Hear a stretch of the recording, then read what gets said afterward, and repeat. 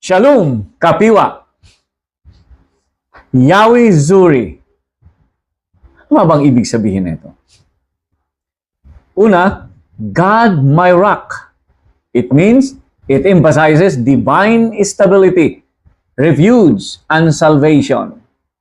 In Psalm 18 verse 2, chapter 28 verse 1, na ang ibig sabihin ay matatag, matibay, kanlungan at kaligtasan. Pangalawa, unshakable foundation. Hindi natitinag. In 1 Corinthians chapter 10 verse 4 and Isaiah 26 verse 4, provide security and strength for believers. Nagkakaloob siya ng kategoryaduhan, kalakasan sa lahat na nagtitiwala sa Kanya. Pangatlo, Redeemer and Savior, tagapagligtas, mananubos, at mananakop. In other words, He offers deliverance from sin and adversity. In Psalm 18:2, Romans 3:24-26, nagpapalaya, nagliligtas, naghahango. Yan po ang ibig sabihin ng Redeemer and Savior. Dako tayo sa kahulugan ng kanyang pangalan, Yahweh Zuri, the Lord my rock, or the Lord my refuge. Nang ibig sabihin, matatag, matibay, kanlungan, and then divine stability. Stable, hindi na si shake. Then finally, redemptive power. Siya ay may kapangyarihang magligtas at walang pwedeng makapagpigil. Parati siyang nananaig sa kanyang kapangyarihang magligtas. Now, punta po tayo. Paano naman siya kumikilos? Si Jehovah Zuri or Yahweh Zuri. He provides refuge. It means shields for the believers from harm. Kaya niyang ingatan, kaya niyang proteksyonan ang mga mananampalataya.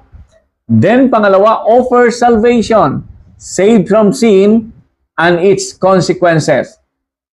Nagkakaloob siya, nag-aanyaya siya ng kaligtasan sapagkat siya ay nagliligtas mula sa mga kasalanan at sa kabayaran ng kasalanan na ito.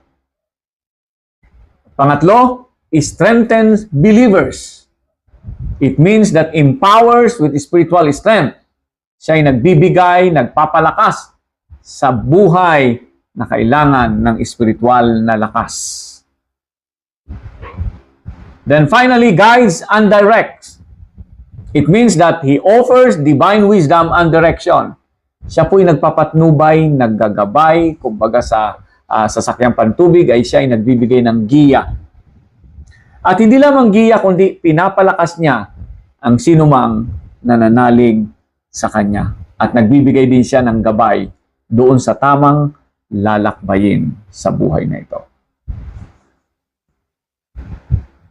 Ngayon, dadako tayo sa aplikasyon ng buhay sa ating pang-araw-araw. Ano ang ating response sa pagkakilala natin kay Yahweh Zuri or Jehovah Zuri? Ang dapat manaig sa atin ay, number one, seek divine refuge. Alam natin na siya ang kanlungan. So, dapat lang tayo magtiwala kay Yahweh Zuri, protective presence. Dahil siyang nagpo-protect sa iyo, dapat siyang pagkatiwalaan. Pangalawa, rely on divine strength. Siya ay nagkakaloob ng lakas. Kaya tayo ay nakadepende sa kanyang lakas. Depend on Yahweh Zuri's empowering power. Yan po ang sinabi ng Ephesians chapter 3, 16 and 17. Pangatlo, cultivate gratitude. Thank Yahweh Zuri for salvation and guidance. In Psalm 100, kailangan tayong magpasalamat sa Kanya, sa Kanyang pagliligtas at paggabay sa atin sa pang-araw-araw nating buhay. Pangapat, demonstrate faith. Makita sa atin ang nananalig, nananampalataya kay Yahweh Zuri. Reflect Yahweh Zuri's character in daily life. In Matthew chapter 5, verse 48.